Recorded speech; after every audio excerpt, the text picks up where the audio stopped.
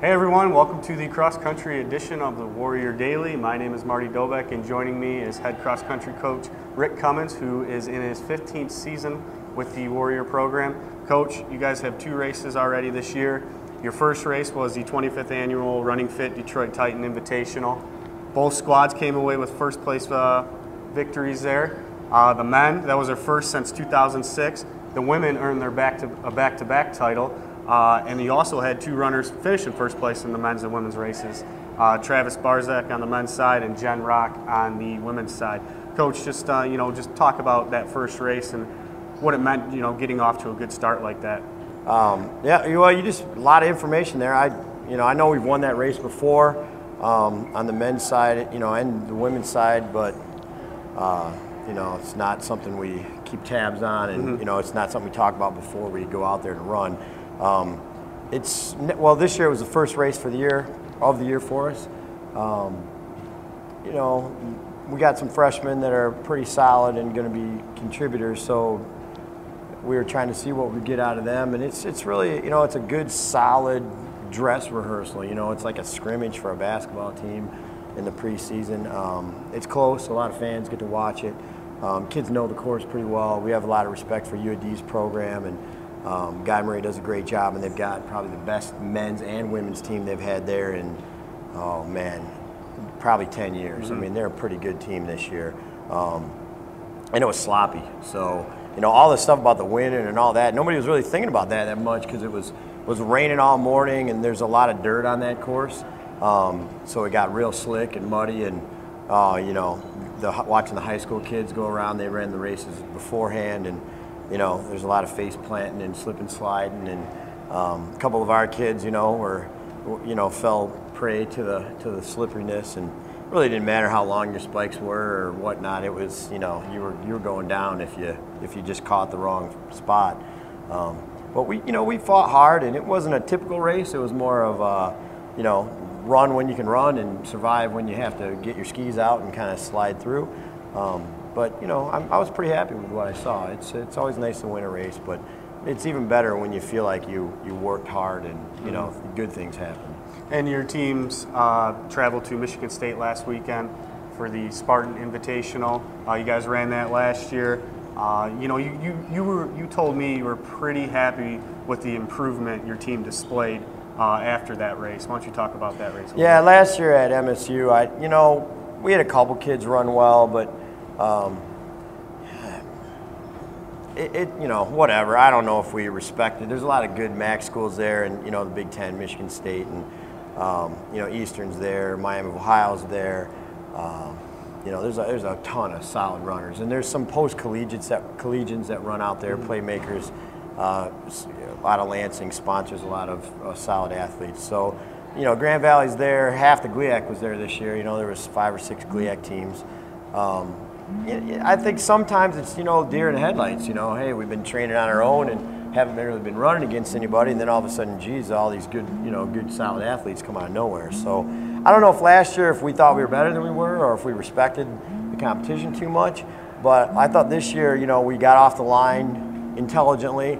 Some of our kids, as always is going to happen, maybe we're in a little over their heads early and faded off. But we had a good, solid group of kids that raced real tough. And I tell you what, Phil Baldick, just came out of nowhere and is running with our top group now. And he's been talented. And I don't know, Nick Culbertson, his little buddy from high school, is a freshman on the team, and Phil probably doesn't want to lose to Nick. So sure.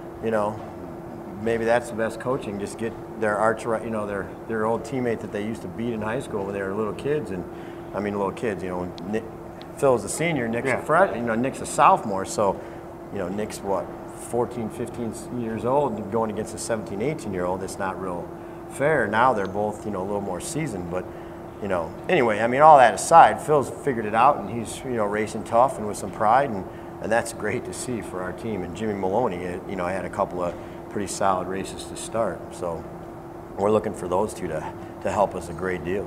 And now your team has a little bit of a break before your next 2 races.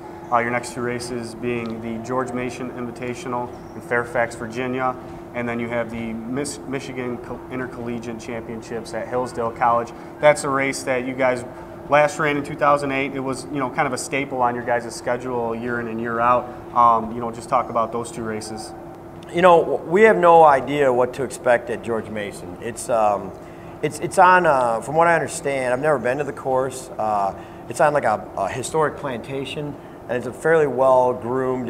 There's a lot of good things people have to say about the course. So it might be a little faster, more like a golf course than say like Wisconsin Parkside, which is more cross country trails. Only. Yeah, with golf courses tend to be groomed a heck of a lot more than just paths through the woods and whatnot. So open fields.